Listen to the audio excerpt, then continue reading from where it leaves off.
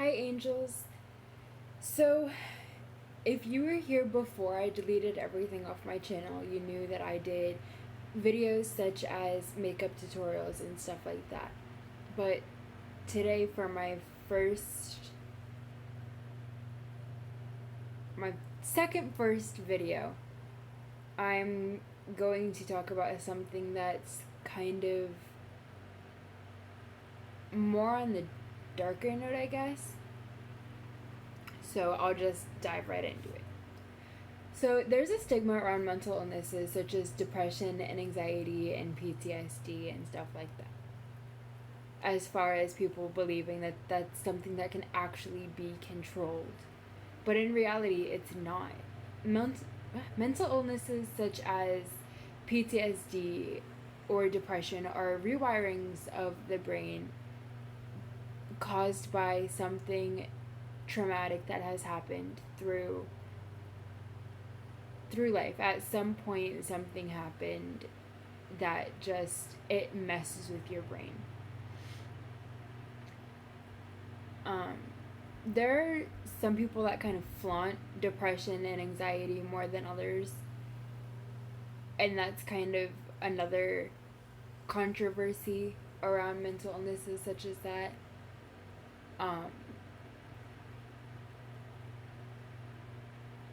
Just like as far as people using depression or anxiety as kind of like attention.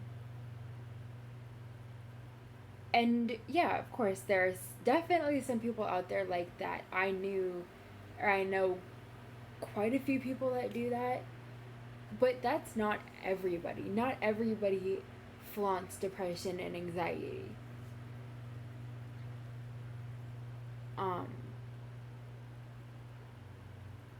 That being said, I want to tell you guys about my story. Okay, here we go. So, my name is Jayla Sear. I am 17 and I struggle from depression.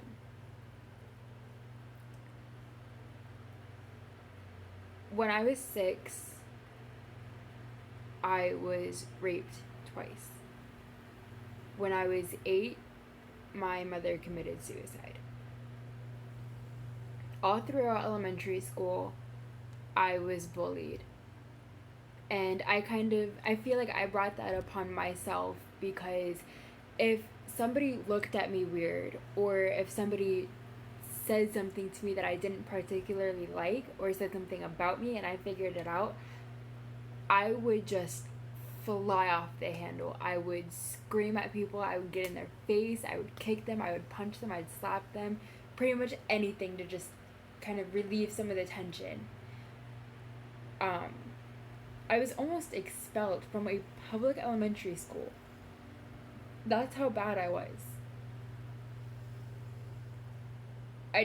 I had a short temper. But I feel like the only thing that actually got me through that is that I had one best friend. That's it. I had one friend throughout elementary school. That was it. Second grade was when I moved to Florida. I had one friend. And like throughout middle school and high school, like I got better. I didn't really have a short temper anymore. I wasn't flying off the handle. But her and I grew further and further apart. But no matter what, through the back of my mind, I always appreciated her because she helped me get through through elementary school. If it wasn't for her, I probably would have been in juvie. I wasn't really in the best mind frame. Like I said, during middle school, I definitely changed a lot. I was going to therapy.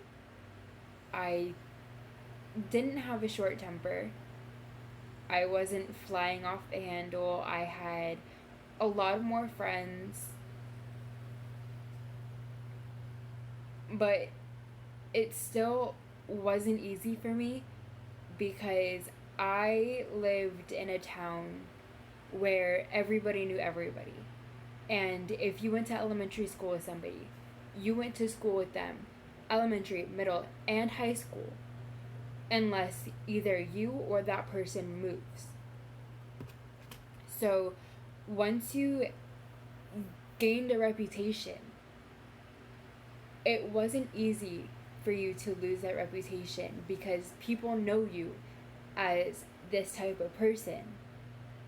And no matter what you try, no matter how hard you try to convince people, they saw you as that person for a really long time. High school, 9th, 10th grade, I definitely changed, and a lot of people realized that. I had so many more friends. I was just easier to be around. I definitely wasn't flying off the handle. And I changed. And I feel like that's good. I have friends. I have a good group of friends. I have quite a few best friends. But I am still very optimistic. I try to live happy. I always have a smile on my face. I'm always thinking on the bright side. And if I fail at something, I don't let that bring me down. I think, okay, if I try this again, what can I do to make it better and ensure that I don't fail again? That's just kind of my mind frame. I try to be as optimistic as possible, try to be happy, just have that positive outlook on life. But I'm still depressed. There are days when I don't want to get out of bed. I don't want to move. I want to stay in my room. I don't want to talk to anybody. I don't want to see anybody. I don't want to listen to music, which if you know me, you know that me not wanting to listen to music, there is definitely something wrong with me. I write my own music. I'm always singing. I'm always listening to music. I always have earbuds in. Like, even if I'm in the store, I will walk through the entire store listening to music. That's just, I cannot function without music. So if I'm in my room, not wanting to associate with anybody, not wanting to move, then that kind of tells you that I'm not doing so good. And I call them my attacks, my depression attacks, because it feels like it's an attack against my character and an attack against how I try to live my life. And it definitely isn't easy because I feel like there's not really a lot of people that I could talk to. I don't want to talk to my father. I don't want to talk to my stepmom. I don't want to talk to my friends because I kind of feel like if I do that, I feel like I'm more of a liability because there's a chance that somebody with depression will go and commit suicide. And I don't want to feel like that liability that, oh, since I'm depressed, we have to keep an eye on her because if we don't, then she could like drown herself in the bathtub or something. And I don't want to feel like that liability. And I don't really feel comfortable talking to my grandparents because older generations just have completely different mind like outlooks about things. They knew things how like they knew childhood how they grew up. They don't understand like the newer generation things like technology and that like validation through how many likes you get or what kind of clothes you wear. And it's not really as easy talking to the older generations.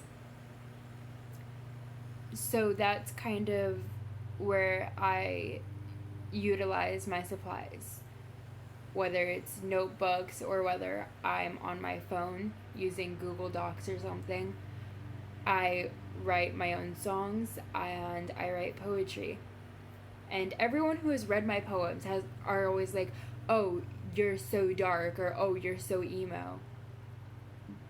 But I I feel like they don't really understand the reason why my poetry is so dark, or why I have like the Edgar Allan Poe vibes to my poems. The reason is because I'm such an optimistic person, but I cannot be happy all the time. There are times when I need to let things go. I can't just keep it inside all the time. And so I I also don't really know how to explain things without seeming dramatic, or without feeling like I'm part of the group that uses depression as give me attention, give me attention, give me attention. So I write poetry. And there are times when I just need to rant, and I do that through poems and I do that through music.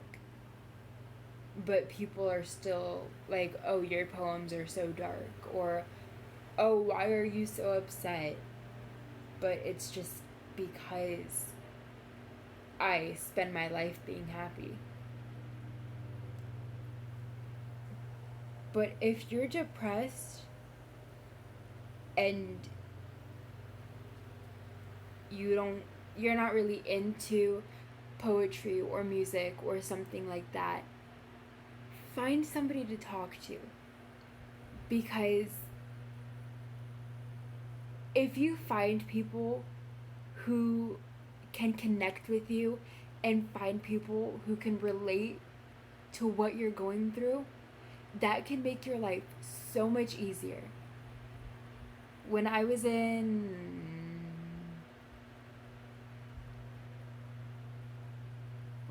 ninth grade, I think, my teacher connected me with somebody who was kind of going through the same thing that I was going through.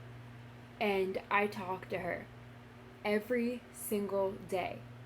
And the moment that I started talking to her, and the moment that I started telling her how I felt, and she told me that she understood and she felt the same way, my life became so much easier.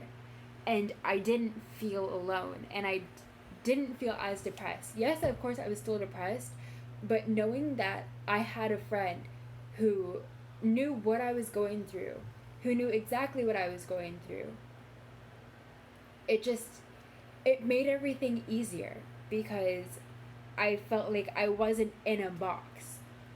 And it was definitely life-changing.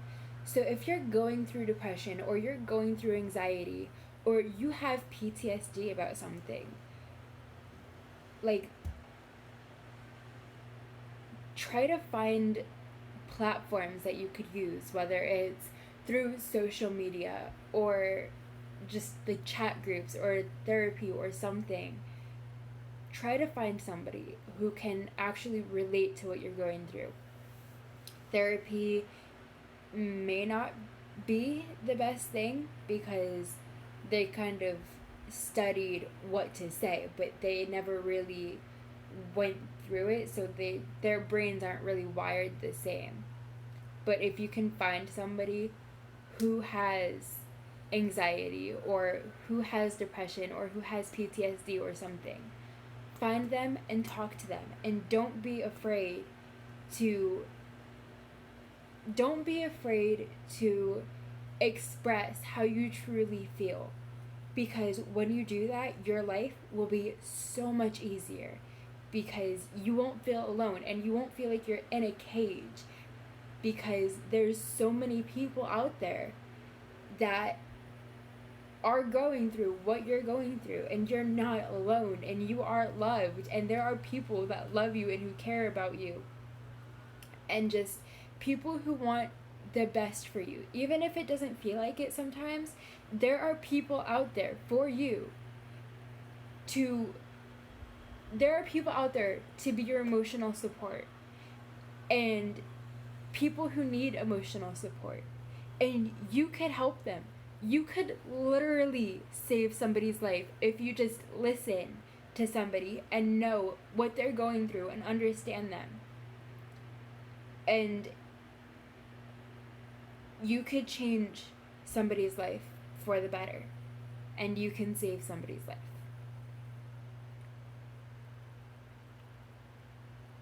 And now just go out there and make the world a better place. That's all I have to say. Love you. Bye.